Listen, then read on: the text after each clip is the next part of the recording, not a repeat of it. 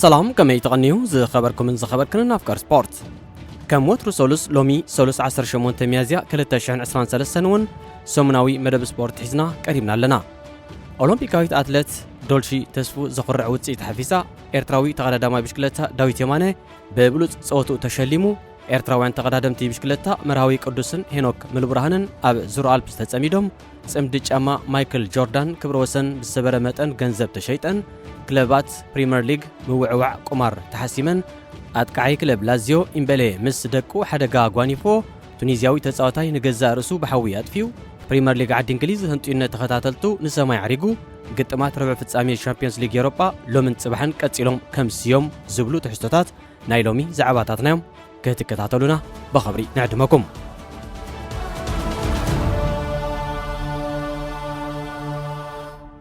إرتراويت أولمبيكاويت أتلت دولشي تسفو بقدمة مال السنبت أب نيزرلاند سابس تقانع وردر ماراثون روتردام كالاي درجة بمحز زخر عوج أبيتا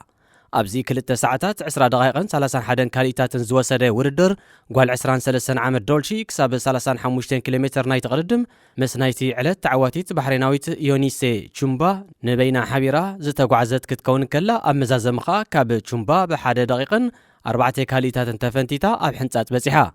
أب كلتا جناسر شوعتن نزودر تعويتات اللوز نبرت قال هاجرا نتشومبا روز تشيليمو دما كاب دولشي 4 دقائق 24 كاليتات دحيرة سالسي تخوينا أتيا تقدماي جرمنايت كونتيننتال كلب بايك ايد إرتراوي داويت يمانه بقدم مال السنبت أب فرنسا بستخيده مبل 37 وردر كلاسيك تور دو زناد صوتان صباريغو داويت أبزي كل 200.9 كيلومتر شفنه أدكامي قدم مسكالوت 10 تقدم تهديمو أب قدمت كوينون لعلي 250 كيلومتر كوانت تقالسه أب موداتو جن اتا نسو زنبرا جوجله بتي زتلمتون زنبرتون قرصي نبينات فليا أب مزازم حنصات كتبصحي قالتن ازي خون دامبر زود 25 عامت قدادماي أب تعلت بزن صبارقو نور صوتان صعرن ماليا حقوته قدادماي ويكا موست كومباتيف رايدر تشلمو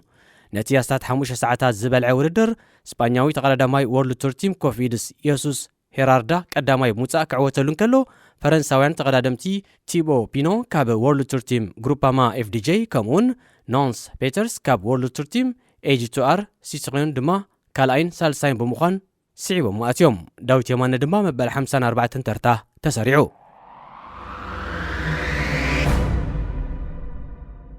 إرتراويان تقدمت بشكلتا مرهاو قدسن هنوك ملبرهانن تمال السوني أبي إيطاليا بستخفته زور ألبس يقدمو لو زين مبل 46 اوانو زكاد زلو زور ألبس لوم زبن أبا حموشة مدرخات لعلي 750 كيلومتر كعمميو زور ألبس تمالي أبا قداماي مدرخ 227.5 كيلومتر رحقت شفناي قاون كلو لومي أبا كالاي مدرخ كا تقدمتي 262.5 كيلومتر رحقت كحمبوبيوم شامبيون إرترا أبال أمريكايت وورلد تور تيم إف إدوكيشن إيزي بوست أولمبيكاوي تقدماي مرهاو قدس أبزي حزنا يزلنا عمت أب 16 معلتات 2764 كيلومتر زاكل رحقت بمشفان 10 نطبتات UCI أوهليلو يركب نخلت عامتات تكتاتيلو شامبيون أفريقيا زخونه كمون أبزي حزنا يزلنا عمت سبورت تعوات بجماليا زروان داك خون زبقعن تقدماي إيطاليايت برو كونتيننتال تيم جرين بروجكت باردياني CSF فيانزيني هنوك ملبرهان بوغنو لو عمت 25 معلتات 3459 كيلومتر زاكل رحقت من كوركور بشكلتا بمشكركر 498.75 نطبتات UCI أكيبلو أب تاريخ عسكري بقدامنت أرجنتيناوي دياغو أرماندو مارادونان برازيلاوي إديسون أرانتوس دو سيمينتو ويكا بيلي انتدا تتغيسو أب تاريخ عسكري ويدما باسكت بول دما كم رئيس فلاس أزدكس أمريكاوي مايكل جوردانيو بعصر شوعت لكاتيت 1963 استولد جوردان أبتي NBA ويكا هاجراو محبر كعسو سكيعت تبايل تسوع نعلمنا درماس ليك كعسو سكيعت كابش 1984 كساب 1993 كابش 1995 كساب 1998 كمون كاب كلتاشن حدن كساب كلتاشن سلسن نعسرت حمشتي عامة سبورت زنات أفاك خاون كلو كابزي أبتشدشي مس كلبو شيكاغو بولز بمخان كبري شامبيون تقوناتيفو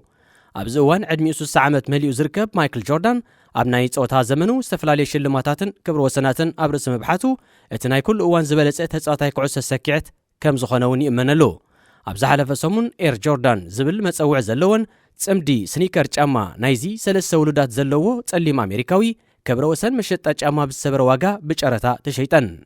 እተን ናብ መርበብ ሓበሬታ ሶቲቢስ ናይ ዝተባህለ ግዙፍ ትካል መዋዓሊ $2.2 ሚልዮን ኣሜሪካ ብዝበጽሕ ዋጋ ዝተሸጣ ጫማ ጆርዳን ኣብቲ ብዘላስ ዳንስ ዝፍለጥ ንመወዳእታ ግዜ ዝተጻወተሉ ዓመተ ስፖርት 1997-98 ዝወደየን ጫማየን።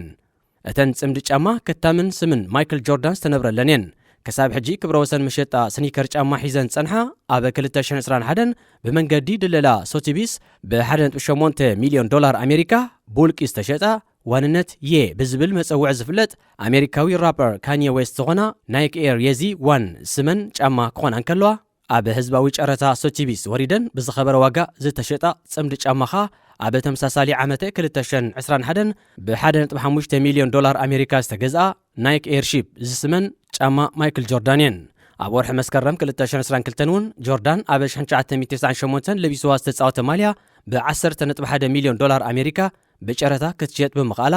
ኣርጀንቲናዊ ዲያጎ ኣርማንዶ ማራዶና ኣብ ዋንጫ ዓለም 1986 ኣብ ልዕሊ እንግሊዝ ብሃንድ ኦፍ ጋድን ጎል ኦፍ ዘ ሴንቸሪን ንዝፍለጣ 2 ጎላት ኣብ ዝቕፀረሉ ለቢስዋ ዝተሰለፈ ማልያ ንዝተሸጠትሉ $9.3 ሚልዮን ኣሜሪካ ዝበጽሕ መጠን ገንዘብ ብምሕላፍ ኣብ ታሪኽ እታ ዝኸበረት ናውቲ ስፖርት ክትከውን በቂዓያ። ኣብ ፕሪምየር ሊግ እንግሊዝ ነጥፋ ዘለዋ 20 ክለባት ቁማር ንዘስዓቦ ኣሉታዊ ሳዕቤን ብምግንዛብ ኣብ ደረት ኣፍ ልቢ ማልያታተን ምስ ትካላት ቁማር ዝተኣሳሰር ምውዕዋዕ ከይገብራ ዝሓለፈ ሰሙን ብምሉእነት ተሰማሚዐን። እዚ ካብ መወዳእታ ዓመተ ስፖርት 2025-26 ጀሚሩ ኣብ ተግባር ክውዕል እዘን ክለባት ብወለንተን ተሰማሚዐናሉ ዘለዋ ውሳኔ ኣብ ቅድሚት ሸነኽ ናይ ማልያታት ጥራይ ዝተደረተ ብምዃኑ እተን ጋንታታት ኣብ እጅጌ ናይ ማልያታተን ይኹን ኣብ ዙርያ ስታድየመን ምውዕዋዕ ክገብራ ይኽእለን። ኣብዚ እዋን 8 ክለባት ፕሪምየር ሊግ እንግሊዝ ኣስማትን ሕላገትን ትካላት ቁማር ኣብ ደረት ኣፍልቢ ማልያታተን ለጢፈን ኣብ ምውዕዋዕ ይርከባ። 8 እንካ በዚ ምውዕዋዕ ብሓባር 60 ሚልዮን ፓውንድ ዝግመት ገንዘብ ኣታዊ ከም ዝገብራ ይንገር። ቅድሚ 3 ዓመታት ከዓ ቁፅረን ናብ 30 ዝግምገማ ክለባት ፕሪምየር ሊግን ሻምፒዮንሺፕ ሊግን እንግሊዝ ምስ ትካላት ቁማር ውዕል ምውዕዋዕ ነይርወን። ዓላሚ ናይታ ኣብ ካልኣይ ዲቪዥን ወይ ከዓ ሻምፒዮንሺፕ ሊግ እንግሊዝ እትጻወት ክለብ ስዋንዚ ሩሰል ማርቲን ሓደ ካብቶም እዘን ክለባት ንዝበጽሖ ስምዕ ዘመጎሰ ቤተሰብ ኩዕሶ እግሪ እዩ። እዚ ስኮትላንዳዊ ምቁማር ኣመና የጸልእ ወላድየይ ብሰሪ ወልፊ ቁማር ንመንበሪ ቤትና ስለ ዘጥፎ ገና ወዲ 8 ዓመት ቆልዓም ከለኹ ንቤትና ክንሓድግ ተገዲድና ኢና። ጽልዋ ቁማር ኣስካሕካሕ እዩ፣ ማእልያ ዘይብሉ ገንዘብ እዩ ኣብ ማይ ዝኣቱ። ኣብ ከምዚ ዓይነት ሃዋህው ዘለዎ ስድራ ቤት ክትዓቢ ኣዝዩ ጽንኩር እዩ። ብወገነይ ብፍጹም ተቋሚረ ይፈልጥን እየ። ኣሉታዊ ሳዕቤኑ ግን ኣብ ወላድየይን ደቂ ጋንታይን ክዕዘቦ ክኢለ እየ። ስለዚ ነዚ ሓድሽ ውሳኔ ብሓጎስን ብፍሱህ ልብን እየ ዝቕበሎ ብምባል ንቑንዕነት ናይ ትስምዕ ብምንኣድ ንጎዳእነት ቁማር ኣረዲኡ። ተጻዋታይ ሃገራዊት ጋንታ ኢጣልያን ኢጣልያዊት ክለብ ላዚዮን ቺሮ ኢሞቢሌ ብሰንበት ምሸት ኣብ ከተማ ሮማ ብመኪና እናተጓዓዘን ከሎ ምስ ህዝባዊት መጓዓዝያ ትራም ብምግጫው ጉድኣት ወሪድዎ።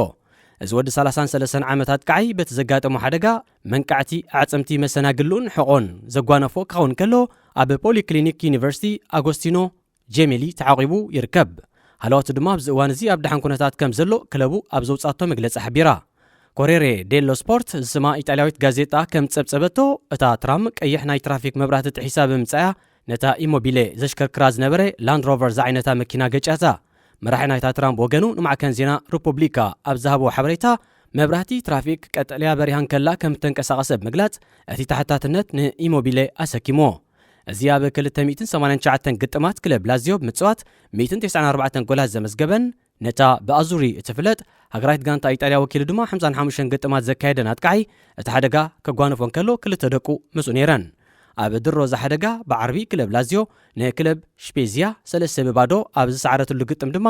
ን6 ተኸታተልቲ ጸወታ ልዳት መጋጠምቲ ጋንታታት ንምድፋር ተኣጊሙ ድሕሪ ምቕናዩ ሓንቲ ጎል ብምእታው ናይ ሸቶ ድርቀቱ ፈዊሱ ነይሩ። ቱኒዝያዊ ተጻዋታይ ኒዛር ኢሰዊ ንገዛ ርእሱ ብሓዊ ኣቃጺሉ ህይወቱ ጥፊኡ። እዚ ምስ ከም በዓል ዩኤስ ሞንሳቲር ዝኣመሰለ ዓበይቲ ክለባት ቱኒዝያ ዝተጻወተ ወዲ 35 ዓመታት ቃይ ነዚ ስጉምቲ ዝወሰደ መንግስቲ ካብ ዝሓገጎ ዋጋ ባናና ብ2 ዕጽፍያ ዛይዱ ማለት ን1 ኪሎ ባናና ብ10 ዲናር ወይ ከዓ 3.30 ሳንቲም ዶላር ኣሜሪካ ክሸጠሉ ኣብ ልዕሊ ዝሃቀነ ሸቃጣይ ንዘርኣዮ ተቃውሞ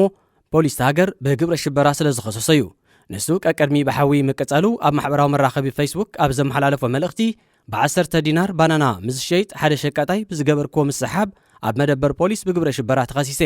ብዘይ ሕጋዊ ዋጋ ባናና ስለ ዝዕዘምዘምኩስ ብሽበራ ክጥቀን ደጊም ሓይሊ የብለይን። ብድሕሪ ምባሉ ንገዛ እርሱ ንሞት ብምፍራድ እቲ ፍርዲ ሎሚ ተግባራዊ ይኸውን ከም ዘሎ ሓይሊ ፖሊስ ይፍለጥ ኢሉ ስዒቡ ድማ ነቲ ዘይፍትሓዊ ዝበሎ ተግባራት ሓይሊ ፖሊስ ብምኹናን ንኣካላቱ ብሓዊ ከስኪሱ። ኒዛር እሰዊ እቲ ሓዊ ብዘሰዓበሉ ጉድኣት ካብ ስጋ ሓሊፉ ክሳብ ዓጽሚ ዝበጽሕ ብሳልሳይ ደረጃ ቃጸሎ ክግለጽ ዝከኣል ጉድኣት ዝወረዶ ክኸውን ከሎ ካብታ ዝነበረላ ከተማ ሓፈውዝ ንዝለዓለ ሕክምና ናብ ርእሰ ከተማ ቱኒዝ ተወሲዱ ነይሩ። እንተኾነ ግን እቲ ጉድኣት ካብ መጠን ላዕሊ ከቢድ ስለ ዝነበረ ዝሓለፈ ሐሙስ ከም ዝዓረፈ ራዝያ ዝተባሃለ ይሓዉ ንጽባሒቱ ዓርቢ ኣብ ዝተፈጸመ ስርዓት ምልባስ ሓመድ ኣዳም ንጋዜጠኛታት ሓቢሩ። መንግስቲ ቱኒዝያ ብዛዕባ ሞት ኒዛር እሰዊ ኣመልኪቱ ክሳብ ብቕድሚ ትማሊ ሰንበት ዝሃቦ ዝኾነ ይኹን ርእይቶ የለን። ስነ ስርዓት ቀብረዚ 4 ውሉዳት ሓዲጉ ዝዓረፈ ተጻዋታይ ኣብ ዝተኻየደሉ ነበርቲ ከተማ ሓፈውዝ ነቲ ብድሮ ጀመርዎ ናዕቢ ብምቕጻል ኣብ ልዕሊ ኣባላት ፖሊስ ኣማን ክውርውሩ ከለዉ እቶም ማኽበርቲ ጸጥታ ወገኖም ዘንብዕ ጋዝ ስለ ዝተኮሱ ግጭት ተፈጢሩ። እቶም ናዕበኛታት ተቃውሞም ኣብ ዘስምዕሉ ኒዛር ምንተኻ ብደምናን ብነፍስናን ክንስዋ ኢና ብምባል ጨሪሖም። እዚ ናይ ኒዛር እሰዊ ክስተት ነቲ ኣብ 2010 ኣብ ቱኒዝያን ካልኦት ሃገራትን ዝተኻየደ ብቐውዒ ዓራብ ወይ ድማ ኣራብ ስፕሪንግ ዝፍለጥን ንውድቀት ፕረዚደንት ቱኒዝያ ቤን ዓሊ፣ ፕረዚደንት ሊብያ ሙዓመር ቀዳፊ፣ ፕረዚደንት ግብፂ ሖስኒ ሙባረክን ፕረዚደንት የመን ዓሊ ዓብደላ ሳልሕን ምኽንያት ንዝኾነ ናዕቢ ዘበገሰ ቱኒዝያዊ መንእሰይ መሐመድ ቦዓዚዚ መዘኻኸር ኮይኑ ኣብ ጎደና ዝተፈላለየ ነገራት እናሸጠ ህይወቱ ዝመርሕ ዝነበረ ወዲ 26 ዓመት መሐመድ ቦዓዚዚ ኣብ ምዝዛም ወርሒ ታሕሳስ 2010 ንብረቱ ብወተሃደራት ከተማ ድሕሪ ምምዝዑ ተቃውምኡ ንምርኣይ ንገዛእ ርእሱ ብሓዊ ቃጺሉ ህይወቱ ከም ዘጥፈን ንሞቱ ተኸቲሉ ኸ ኣብ 2011 ዓ.ም ኣብ ቱኒዝያን ካልኦት ሃገራት ሰሜን ኣፍሪካን ማእከላዊ ምብራቕን ኣንጻር መራሕቲ ኣመና ትርኑዕ ናዕብታት ከም ዝተጓሃረን ይዝከር። ኣብ ዝሓለፈ ቀዳመ ሰንበት ውድድር ኩዕሶ እግሪ ፕሪምየር ሊግ እንግሊዝ ንመበል 31 ሰሙኑ ኣብ ዝተቐናዓሉ ኣብዚ ሒዝናያ ዘለና ዓመተ ስፖርት ኣብ መሪሕነት ዝሓገየት ለንደናዊት ክለብ ኣርሰናል ናብ ድሕሪት ንኸይትምለስ ኣብ ምቅላስ ምስ ትርከብ ካልእ ለንደናዊት ክለብ ዌስትሃም ኣብ ዘካየደቶ ፀወታ ንኻልኣይ ግዜ ኣከታቲላ 2 ነጥቢ ክትድርቢ ተቐሲባ። ኣርሰናል ኣብዚ ፀወታ ኣብ ቀዳሞት 10 ደቂቕ ብመንገዲ ብራዚላዊ ገብርኤል የሱስን ኖርዌጃዊ ማርቲን ኤዶጋርድን ምስ ሰኪዐት ብዝጸንበረተን ኩዓሳሱ 2-0 መሪሓ እኳ እንተነበረት ቅድሚ ዕረፍትን ድሕሪ ዕረፍትን ኣከታቲለን ብመሐመድ ስዒድ ቤን ራሕማን ዣሮድ ቦወንን ብዝተመዝገበኣ 2 ሸቶታት ግን ማዕረብ ዝኾነ ውፅኢት ተፈላለያ። ዘጋነርስ ወይ ከዓ መድፈዐኛታት ብዝብል ቅጽል ስም ዝጽውዑ ኣርሰናላውያን ኣብ መበል 30 ሰሙን እውን ምስ ሊቨርፑል ኣብ ዘካየድዎ ርክብ ኣብ ፈለማ 28 ደቂቕ 2-0 ሰጊሞም እኳ እንተነበሩ ድሒሮም ግን ብተመሳሳሊ መንገዲ 2 ጎላት ስለ ዘእንገዱ 2 ነጥብታት ሓንሺሾም ወፂኦም ነይሮም። ኣብዚ ብሰንበት አንጻር ዌስትሃም ዝነበረ ግጥም እንግሊዛዊ ወዲ 21 ዓመት ናይ የማናይ ክንፊ ኣጥቃዓይ ክለብ ኣርሰናል ቡካዮ ሳካ ጋንቱ ኣብ መበል 52 ደቂቕ ንዝተዋባ ፍጹም ቅላዕ ናብ ጎል ለዊጡ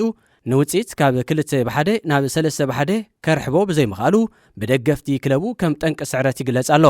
ሳካ ድሕሪ እቲ ግጥም ብመንገዲ ማሕበራዊ ሜድያ ኢንስታግራም ኣብ ዘሕለፎ መልእኽቲ እቲ ውፅኢት ብዘየገድስ ወትሩ ሓላፍነተይ ክስከም እየ የቕሬታ ገበሩለይ ጋነራውያን ጌጋይ ንኽእረም ዝከኣለኒ ኩሉ ክገብር እየ ብምባል ሰዓብቲ ኣርሰናል ይቕረ ንኸብልዎ ተላብዩ። እዛ ብስጳኛዊ ማይክል ኣርቴታ ትእለ ጋንታ ከም ሳዕቤን ናይዚ ኣብ ዝሓለፈ 2 ተኸታተልቲ ፀወታታት ዝረኸበቶ ውፅኢት ምስታ ብወዲ ሃገሩ ንኣርቴታ ፔፔ ጓርዲዮላ እናተቐለሰት ካልኣይቲ ኮይና እትስዕባ ዘላ ክለብ ማንቸስተር ሲቲ ዝነበራ ፀብለልታ ነጥቢ ካብ 8 ናብ 4 ለጠቕ ክብል ክኢሉሎ። እዚ ድማ ታጋንታ ንመበል 14 ግዜ ሻምፒዮን እንግሊዝ ከምውን ብድሕርታ ዘይትፀዓደ ናይ 2004 ኣርሰናል ቀዳመይ ትፅዋዕ ፕሪምየር ሊግ ዘልዓለት ኣርሰናላዊት ክለብ ንኽትከውን ኣብ እተካይዶ ዘላ ቃልሲ ከም ዓብዪ ዕንቅፋት ዝረአዩ። ማንቸስተር ሲቲ ገና ብሓደ ፀወታ ድሒራ ብምህላዋ ውፅኢት ካልኦት ጋንታታት ከይተፀበየት ንዕድላ ኣብ ኢዳ ከተእትዎን ክትውስኖን በቂዓላ። እዘን 2 ጋንታታት ዝመጽእ ሰሙን ረቡዕ 26 ሚያዝያ ሓድሕደን ዝገብርዎ ቁርቁስ ድማ ናይዚ ዓመተ ስፖርት ክብሪ ሻምፒዮን ናብ ብመነን ከም እተብል ኣንፈት ዝረኣየሉን ህንጢነት ተዓዘብቲ ዝተኣናገደሉን መድረኽ ክኸውን እዩ። ንሰሌዳ ፕሪምየር ሊግ ኣርሰናል 74 ማንቸስተር ሲቲ 70 ነጥቢ ብምውላል ብዓብላልነት ክመርሕኦ እንከለዋ 59 ነጥቢ ሒዛ ዘላ ማንቸስተር ዩናይትድ 56 ከምኡን 53 ነጥቢ ይዕሪቐን ንዘለዋ ክለባት ኒውካስልን ቶተንሃምን ኣኸቲላ ሳልሳይ ተርታ ተሰሪዓ ትርከብ። ንውድድር ኮኸብ መዝጋቢ ሸቶ ብ32 ጎላት ዝመርሕ ዘሎ ኖርዌጃዊ ኣጥቃዒ ክለብ ማንቸስተር ሲቲ ኤርሊንግ ሃላንድ በቀዳም ጋንቱ ንሌስተር ሲቲ 3-1 ኣብ ዝረታዓትሉ ጸወታ ክልተ ግዜ ኩዕሶን ሰኪዔትን ብምውሃዱ ንቆጽሪ ብዙሕ ሸቶታቱ ናብ 32 ኣበሪኽዎ። ከም ውጽኢት ናይ ዝኸኣ ብግብፃዊ ኣጥቃዒ የማናይ ክንፊ ክለብ ሊቨርፑል መሐመድ ሳላሕ ተታሒዙ ንጸንሐ ክብረ ወሰን ብዙሕ ሸቶታት ፕሪምየር ሊግ ተማዕራሪዎ። እዚ ሃላንድ ምስ ሰላሕ ብሓባር ወኒንዎ ዘሎ ክብረ ወሰን ክለባት ፕሪምየር ሊግ ቁጽርን ካብ 22 ናብ 20 ድሕሪ ምውራዱ ዝተጻሕፈዩ። እዚ ወዲ 22 ዓመት ተጻዋታይ በዚ ሒዝዎ ዘሎ መንገዲ ኣብ ዝቕጽል መዓልታት ወይ ሰሙናት ክለባት ፕሪምየር ሊግ 22 ኣብ ዝነበራሉ ኣብ ትሕቲ እንግሊዛውያን ኣጥቃዕቲ ኣላን ሽረርን አንዲ ኮለን ንዝኣተወ 34 ጎላት ዝበጽሕ ክብረ ወሰን ብዙሕ ሸቶታት ክሰብሮ ምዃኑ ከይተሓልመ ዝተፈትሐ እዩ። ሲቲ ገና 8 ግጥማት ተሪፍዋ ብምህላው ሃላንድ ነዚ ንምትግባር ኣዝዩ ርሒብ ዕድል ኣለዎ። ካልኣይ እግሪ ግጥማት ረብዒ ፍጻሜ ሻምፒዮንስ ሊግ ኤውሮጳ ሎምን ጽባሕን ብዝካየዱ ግጥማት ክሳለጡ እዮም። ሎሚ ሰዓት 10 ምሸት ኣብ ቀዳማይ እግሪ 2-0 ዝተሳዕረት እንግሊዛዊት ክለብ ቸልሲ ኣብ ሜዳ ስታንፎርድ ብሪጅ ንስፓኛዊት ክለብ ሪያል ማድሪድ ዝሓለፈ ሰሙን 1-0 ተረቲዓ ዝወፀት ኢጣልያዊት ክለብ ናፖሊ ድማ ኣብ ሴሪኣ መጻወቲታ ንዝኾነት ክለብ ኤሲ ሚላን ኣብ ስታድየም ዲያጎ ኣርማንዶ ማራዶና ከእንግደን እየን። ጽባሕ ረቡዕ ምሸት ኣብ ተመሳሳሊ ሰዓት ኣብ ቀዳማይ ርክብ ናይ 3-0 ዓወት ዝቐንዓ እንግሊዛዊት ክለብ ማንቸስተር ሲቲ ውጽኢታ ንምዕቃብ ናብ ዋንነት ጀርመናዊት ክለብ ባየር ሙኒኽ ናብ ዝኾነ ስታድየም አሊያንዝ አሬና ከተቐንዕን ከላ ናብ ፖርቱጋል ጌሻ 2-0 ዝተዓወተት ኢጣልያዊት ክለብ ኢንተር ሚላን ድማ ኣብ ሜዳ ስታድየም ሳንሲሮ ንክለብ በነፊካ ክትቅበለያ። ዝኸበርኩምን ዝኸበርክንን ተኸታተልቲ መደብና ንሎሚ ኣዳሊናዮ ዝነበርና ሰሙናዊ መደብ ስፖርት ተዛዚሙሎ ኣብ ዝቕጽል ሰሙን ክሳብ ንራኸብ ንኹልና በብዘለናዮ ሰላምን ጥዕናን ክኾነልና ንምነ